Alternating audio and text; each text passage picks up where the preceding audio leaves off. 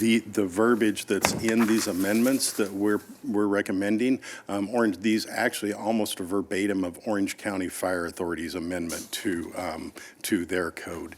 And they got in front of it just like LA County, LA City, San Diego County, and even Riverside County Fire have gotten in front of it with these amendments to their ordinance and have already actually started these inspections, even though in 2020 they will be mandatory by the State Fire Marshal's office. So what resources will we need to be able to administer this? Unknown at this time. So we have at this point, we've asked our GIS folks to put an overlay over the state map, which is identified in this. But when the State Fire Marshal's office incorporates this into the code, it's my understanding, according to Mr. Otero, that they will also be amending their maps. So not sure, but the current map that we would use for these high fire areas with our GIS, we've overlapped approximately 1,200 properties. Now those all vary. We didn't drill down into what those properties specifically would be. Large lots, small lots, public property, private property, what those might be. So we need some time to do that. We also do have a fee for this, but it wasn't based on this specifically in our current fee schedule. So we also need to look at all these properties and determine what maybe would be the appropriate fees with council approval to be able to do these inspections. Councilmember Woods? Can you just elaborate? I'm not sure I completely followed I'm not sure I completely followed your line of thought. Okay. Can you just repeat and kind of explain? You're talking about open land. Am I missing the point? It may be open land. So there are areas identified by the state that are high fire risk areas. And these risk areas are based on the potential of a wildland urban interface fire in open land, mountain land, other areas, and how they interface with properties that may have homes, may have apartments, may have office structures, whatever that might be. It's those areas are identified so that the fires from the wildland doesn't propagate and cause what is termed as a conflagration, where fires make more fires and they spread from structure to structure to structure, which is what's happened in these recent wildland fires, which is why this is a big issue with the state now. And what does our code, the stuff that we're doing in our code, do to alleviate that? So this allows us, so a lot of these complaints that we're receiving, we actually responded on over 100 of them last year in this actually current calendar year of people that complain, but it's about their neighbor's property mostly, and we don't have any authority on making the neighbors change that. We can only deal with that property. This would allow us to inspect those property and enforce an ordinance in this case, or when it becomes code, which is why the state wants to do it. It gives you the ability to be able to go on these properties, inspect the potential wildland fire hazards, and recommend that they make changes so that they're no longer a hazard. Another way I can kind of approach this is, like, for example, some of these relating to the new codes relating to outdoor fireplaces. In new development coming in, we are now going to inspect those outdoor fireplaces. That was not required currently, so that will. But then also, and this is where it gets a little tricky, is we have a lot of homes basically sitting in wildfire areas.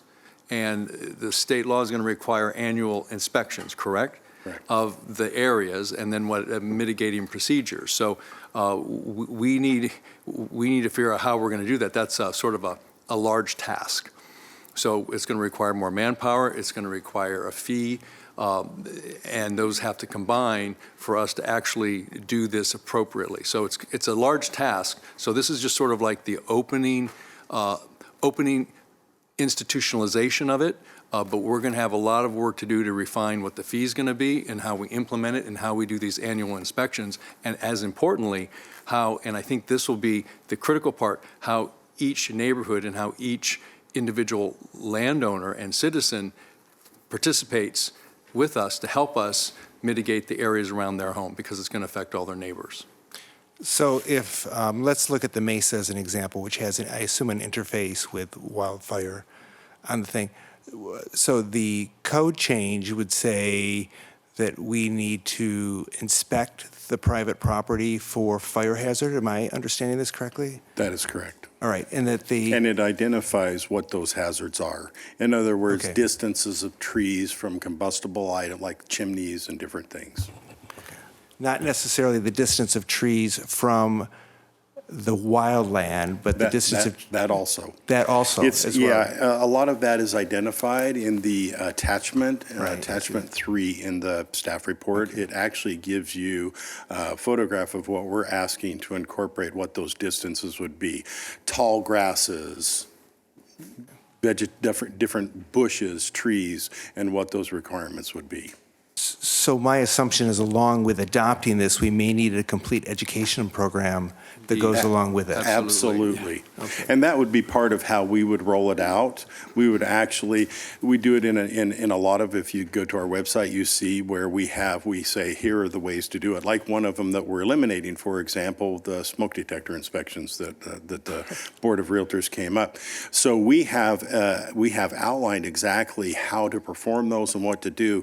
And just so you know, while I'm talking about that, we're also going to do a video because we're not going to be doing it. We'll put that on our website to help the realtors be able to step-by-step go through those inspections so that they do a good job, because it's still important to us. I mean, we want to make sure that those inspections are still performed as they're required by the California Health and Safety Code. We would do the same thing for this. We would make sure that we send out all of this information, we educate the public, do some public service announcements, different things in order to help educate the public prior to implementing this.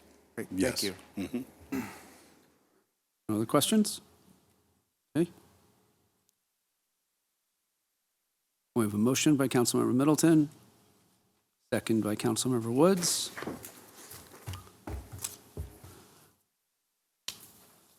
Motion passes 3-0. Thank you, Chief. Thank you. Thank you, Gil. Okay, one more item. 3B, introduce an ordinance to amend Section 2.16.042 of the Palm Springs Municipal Code relating to the Airport Commission Standing Noise Subcommittee. Staff report, please. Thank you, Mr. Mayor and members of council. We're recommending that you approve this code change at the airport, as was indicated earlier in the public comments by Mr. Clarkston. This is an outdated ordinance that needs to be updated. The Airport Commission recognized that and made this recommendation. Staff certainly supports it, and the airport director and Mr. Clarkston is still here if you have any specific questions. Thank you. Any questions? We have a motion by Councilmember Middleton, second by Councilmember Woods.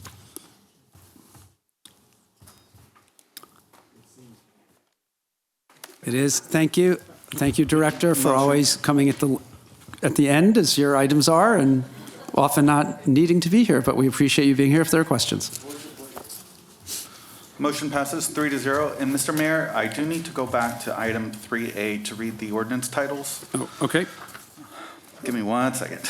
An ordinance of the City Council of the City of Palm Springs, California, amending and restating Article 1 of Chapter 8.04 of the Palm Springs Municipal Code, adopting by reference, together with certain additions, amendments, and deletions, the 2019 California Building Code, including Chapter 1, Appendices C, I, and J, the 2019 California Residential Code, including Appendix H, the 2019 California Mechanical Code, the 2019 California Plumbing Code, including Appendices A, B, D, G, H, I, and K, the 2019 California Existing Building Code, the 2019 California Historical Building Code, including Appendix A, the 2019 California Electrical Code, including all appendices, the 2019 California Energy Code, including all appendices, the 2019 California Green Building Standards Code, and the 2018 International Property Maintenance Code, including all appendices. Also, to introduce an ordinance of the City Council of the City of Palm Springs, California, amending and restating Article 6 of Chapter 8.04 of the Palm Springs Municipal Code, adopting by reference, together with certain additions, amendments, and deletions, the 2019 California Fire Code, including certain appendices, And for item 3B, this is an ordinance of the City Council of the City of Palm Springs, California, amending Section 2.16.042 of the Palm Springs Municipal Code relating to the Commission's Standing Noise Subcommittee. Well done, thank you. Okay, the next item is public comment on non-agenda items. This time has been set aside for members of the public to address the City Council on items of general interest within the subject matter jurisdiction of the city. Although the City Council values your comments pursuant to the Brown Act, it generally cannot take any action on items not listed on the agenda. 2 minutes will be provided to each speaker, and we currently have 2 speakers. The first speaker is George Wolf, and the second is Brad Anderson. Mr. Friedman wants to speak, please put in a card. Okay, then. Hello. Let me get your mic on. Okay. I would like to bring to the attention of the mayor and city council the fact that Palm Springs only charges $200 for a demolition permit to destroy a perfectly good house. This is wrong. To rebuild those houses would cost $300,000 to $400,000 or more. There should be more of a barrier to the destruction of perfectly good houses. The people who are doing this are land speculators. They look for an old house on a lot that's big enough to subdivide, tear down the little old one, put up 2 big ones, and make a profit. But the 2 big ones that they're building are too expensive for the average person to buy. Only the richest 3% can buy them. I urge you to raise the fee for the demolition permits. Currently, it's $200. Get it up to $20,000. All I have to say. Okay, thank you very much. Appreciate your comments. Brad Anderson.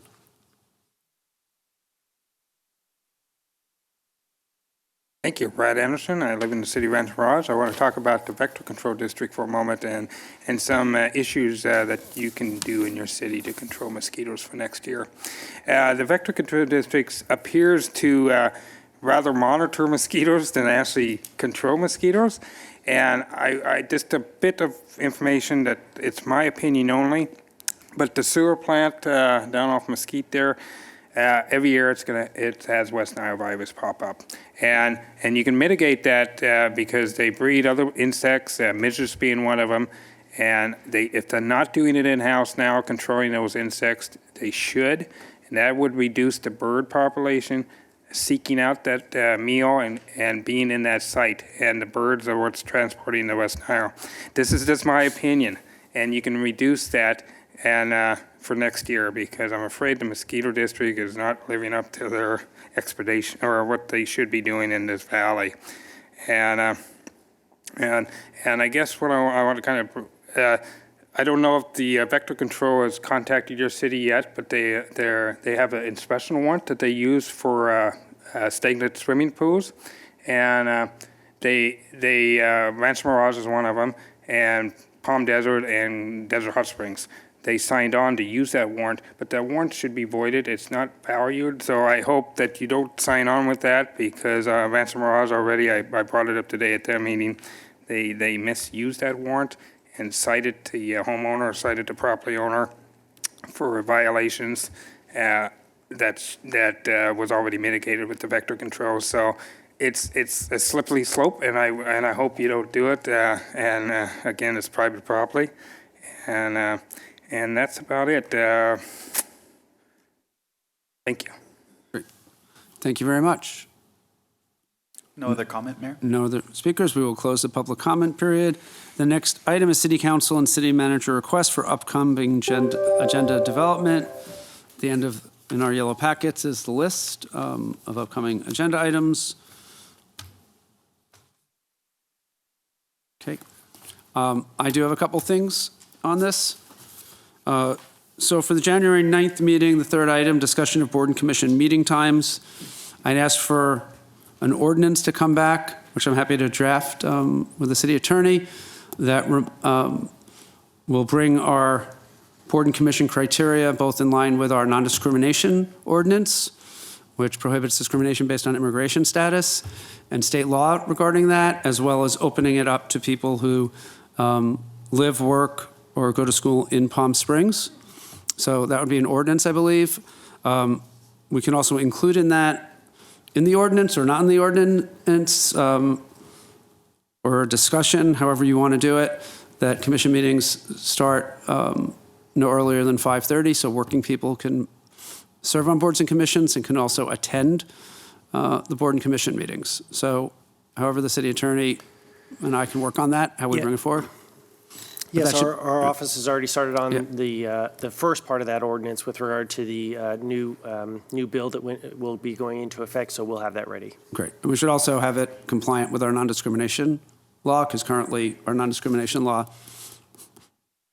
doesn't apply to our board and commission appointments, because we require people's immigration status as criteria to be on a board and commission currently. You have to be a United States citizen, and that's inconsistent with what we require everyone else in the city law. So I think that's another way we should be looking at that, especially in our findings, that we want to be consistent with our own laws on that. The other thing for the next meeting is it would be great to have an update and a discussion on two issues regarding 1PS. They're going to be having their annual retreat after our first meeting, and I talked to Councilman Middleton about this, so for us to be able to give them some direction. I know the leadership has been working to get every resident incorporated into a 1PS neighborhood group. Not every 1PS neighborhood group wants to include the logical part of their neighborhoods. A lot of it, at least that I saw and that I heard walking my district, was poorer areas and apartments have been excluded and told to form their own neighborhood for 2 blocks. And given the amount of staff time and resources we put into 1PS and we use it to notify our residents about things, there are groups of residents who don't get notified through that because they're not part of any neighborhood group. So I'd like us to have a discussion and maybe be able to give some direction on that. And I'd also like, and I know we had discussions about this probably a year ago, on ways we can get more emails for our residents in the neighborhood groups so the 1PS groups have the tools necessary to alert their membership on things. Because unless you've signed up for your neighborhood organization, you're not getting this information that we're sending out through 1PS. And so I think there are ways the city can work to get more of that information available through our efforts so that each neighborhood organization can have them to update the people in those districts. So those are two for January 9th. Mr. Mayor, if I could ask, so would you be opposed to that being the 1PS update on the second meeting in January? Yes, because that'll be after their retreat. So I think it's important we give some direction. Before their retreat? Before the retreat. Okay. The one thing that's not on this list, which I think we need to do in January, is our 6-month budget review, including what we want to do with the budget We're surplus. planning on that the second meeting. in Okay, it's not on the list at all, so I just wanted to point that out. Project updates for the second meeting as well. Hopefully the Sunrise Buzz update, because that's been pending for about 6 months. And the PS Resorts agreement expires at the end of the year. So even if we have to do a short extension, a 6-month extension, because otherwise we're not in contract with them unless it says it continues if it's not renewed. So we should take a look at that. And we should really look at whether we want to get us on cycle with them, because the amount we get to direct is based on a calendar year, but we do our budget on the fiscal year. So one possibility, I don't know if it works for them, is to do a 6-month extension, for half of the amount, and then do the longer term extension and try and get us in sync with our budget. But we really should just look at the contract to make sure that if it ends, they're no longer getting half the TOT rebate, and then there could be issues. So as long as we're legally fine, it's not a rush, but I think we need to double check that. And the only other thing that I saw that fell off the list, which I brought up after July 4th, was doing some research into quieter firework options because of the impact it has on animals and other folks.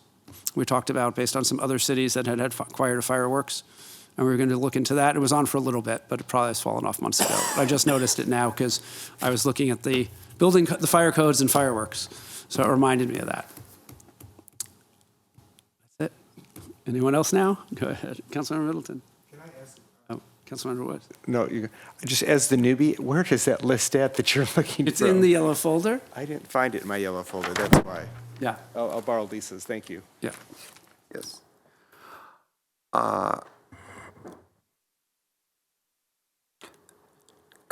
Just quickly, a couple of items.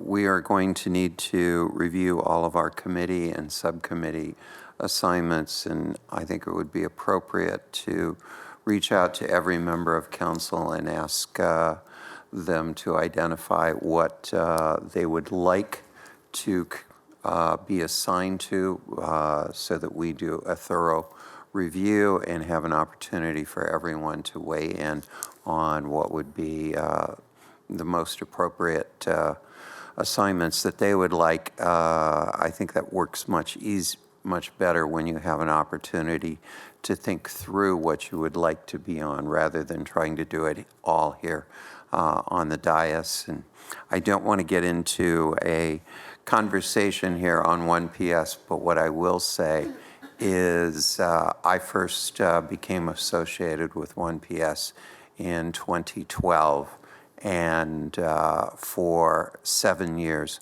1PS has been the organization that has been trying to get all of the residents included. And there are many structural issues that have been encountered, but one of those issues is not 1PS as an organization. Yeah, and I didn't say that. I think I said I know. that they've been working on it, but I think they have had issues, and we need to Help them have a with- discussion and understand what we legally can do to help when they have a neighborhood group who's refusing to Correct. expand, and how we get that map fixed within 6 months. Because people said they didn't know about candidate debates because it went out through 1PS, and they're run by 1PS, and they're not in a 1PS neighborhood, and that's not acceptable anymore. And it's not due to the leadership not wanting to do it, right? But you did remind me when we do the subcommittee and liaison appointments, if we can also include in that just a discussion of town halls moving forward and the potential for district town halls. That would be a good time to probably have that same discussion. People want to do them citywide, or people want to do one per district during the year, now that we're in districts. So it'd be good, just as a discussion item for council to discuss. I don't have an opinion on it that I'm sharing tonight. Councilmember Woods. I just want to say I want to commend staff, and I want to commend our mayor on bringing forward a status of the various stalled projects within Palm Springs. And the reason I say that, and that we're going to continue doing that, is it's a lot of misinformation that is garnered out in the community that doesn't always necessarily bode well for City Hall. So I think providing good, solid information like what we've done tonight is incredibly important for that and future items that come up. So thank you very much for doing that. Thank you. City Manager, anything? Wow, before 10 o'clock, and I would note the three of us didn't need to take a break. So if staff ever needs a break and we're going this long, please do let us know in the future. But I was glad we could be done by 10 o'clock and tonight. So with that, the next City Council and the next regular City Council meeting will be held on Thursday, January 9th, 2019 at 6 p.m. in the Palm Springs Council Chamber. And the meeting is officially adjourned. And good night and happy holidays, everyone.